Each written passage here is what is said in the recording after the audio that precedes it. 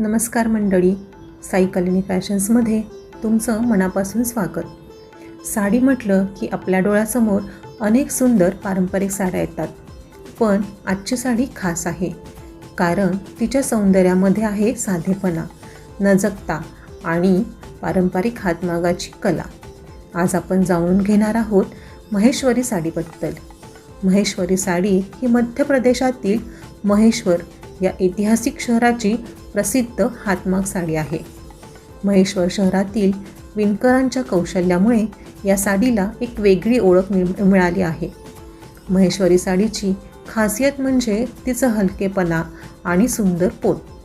रेशीम आणि कापूस यांचा वापर करून अनेक प्रकारच्या महेश्वरी साड्या तयार केल्या जातात.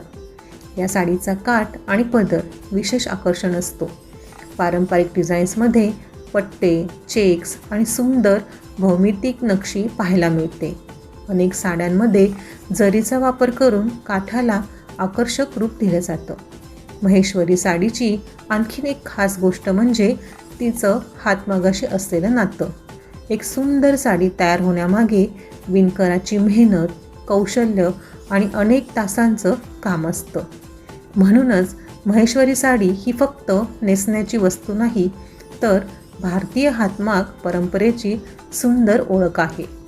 ही साडी तुम्ही सण, पूजा, समारंभ, ऑफिस किंवा एखाद्या खास प्रसंगी नेसू शकता.